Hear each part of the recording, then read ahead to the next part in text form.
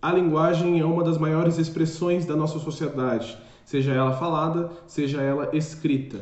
Quando há um problema nessa comunicação, também há um problema social. E esse filme debate sobre esse tema de uma forma muito clara e de uma forma muito tensa.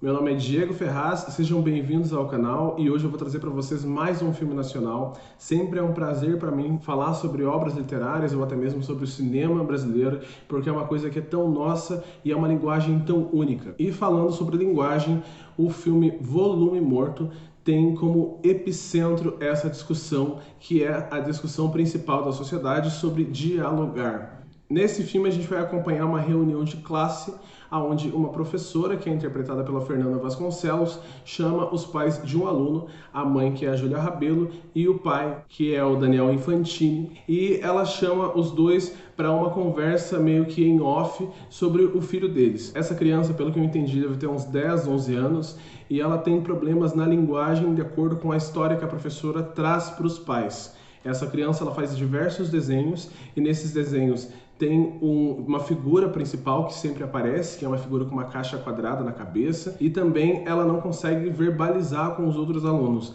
Mesmo que ela seja participativa, ela consegue brincar, consegue interagir, porém quando ela vai falar em público ou quando ela vai falar até mesmo com seus amigos, ela apenas movimenta a sua boca e não emite nenhum som. E é por esse motivo que a professora chama esses pais, para debater sobre o que está acontecendo, se o problema é dentro de casa, se o problema é dentro da escola, e esse diálogo vai acontecer entre esse grupo de 3 pessoas. O que parece ser uma narrativa simples acaba trazendo vários problemas educacionais, e esse problema da conversação, o problema do diálogo, que é um problema que está tão em pauta hoje em dia também, é trazido com um peso e uma atenção única. Eu vou falar para vocês que, além da atuação, a direção do Cauê Teloli também consegue trazer toda essa aura de tensão do início ao fim. Os 3 personagens ficam nessa discussão, hora calorada, hora mais branda, e a todo momento uma música de fundo fica tocando e acompanhando esse diálogo, e ela é um quarto componente dessa narrativa e é um dos componentes que mais trazem a gente em direção à tensão. Eu, que gosto muito de filmes de terror e suspense, costumo dizer que há 2 modos de tensão. O primeiro é a tensão pelo desconhecido, que é aquele medo do escuro,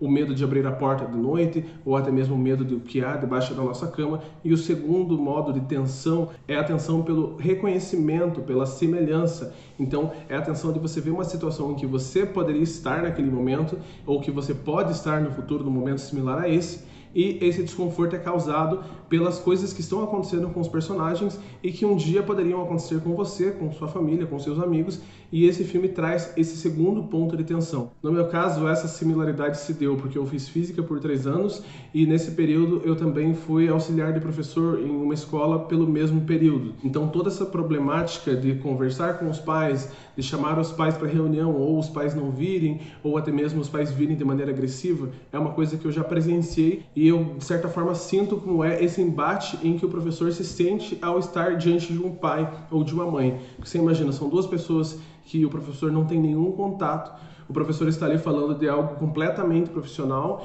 e os pais, por sua vez, veem essa reunião de modo completamente pessoal, então fica aquele diálogo que, com toda certeza, ele é um diálogo afiado. E essa sensação de incômodo é transmitida pelo modo como a câmera caminha pelo cenário, que é apenas uma sala de aula, mas em alguns momentos, enquanto a professora está falando, a câmera vai para outro lado, ela fica focando nos desenhos da parede, até mesmo fica focando no canto, meio que ignorando tudo que está sendo dito. Tem uma cena, um enquadro onde a câmera foca de trás a nuca da professora e da nuca a gente consegue ver um pai do lado direito e a mãe do lado esquerdo e os dois entrando em contraponto como se fosse realmente uma batalha, que ela estivesse se sentindo ultrajada, que ela estivesse se sentindo agredida e chega a um ponto em que ela realmente começa a ser agredida e começa a ser ultrajada. Então, por um lado, dá para você entender como os pais estão também numa situação incômoda, afinal o filho é de um modo em casa e de outro na escola, e a professora também se sente incomodada porque primeiro ela está sendo confrontada com sua própria verdade. Ela traz um relato para os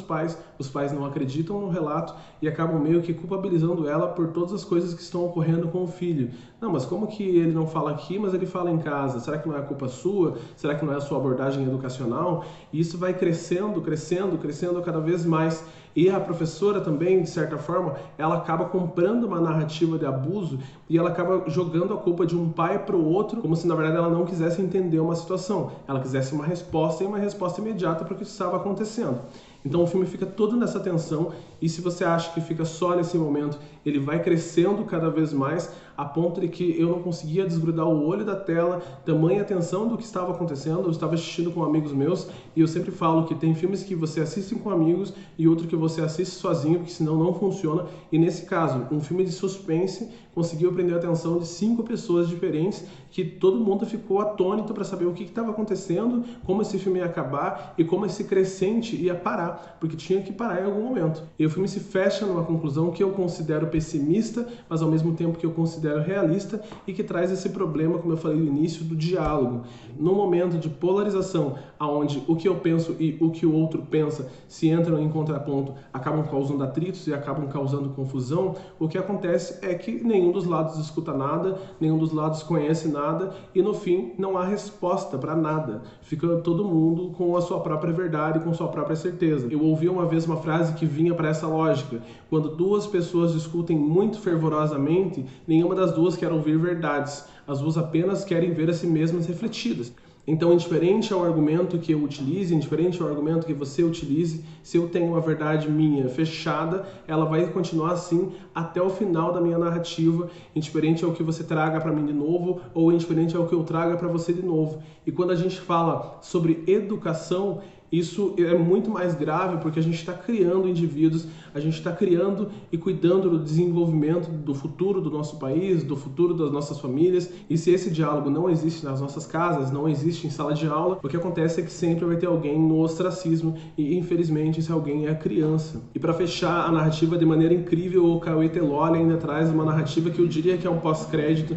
que acaba mudando tudo que a gente conhece da história de certa forma, mas que ao mesmo tempo acaba confirmando as nossas percepções iniciais. Volume Morto é um dos melhores filmes de suspense que eu vi esse ano. Se você está buscando um filme bom de verdade, que vai trazer uma discussão para você e que não vai ficar só na sua televisão, também vai ficar depois com você por dias e dias, assista e com certeza valorize o cinema nacional, porque muitas pessoas falam que a gente não produz coisa boa aqui, e é produzido muita coisa boa todo ano, todo mês. A gente é que acaba ignorando e dando mais atenção às coisas que vêm de fora do nosso país. Como diria aquele clássico, somos todos Bacurau, e vamos respeitar essa nossa origem, essa nossa cultura. O Cauê Teloli, que é o diretor desse filme, inclusive uma pessoa super solícita, agradeço por ele ter me respondido no Instagram sobre a solução do filme, que eu fiquei um pouco em dúvida. Ele tem um curta-metragem que, na verdade, ele não dirigiu, ele atuou, e esse curta-metragem se chama Professor Godoy, de 2009. Eu vou deixar o link na descrição para vocês assistirem, que não é dirigido por ele, mas ele também fala sobre educação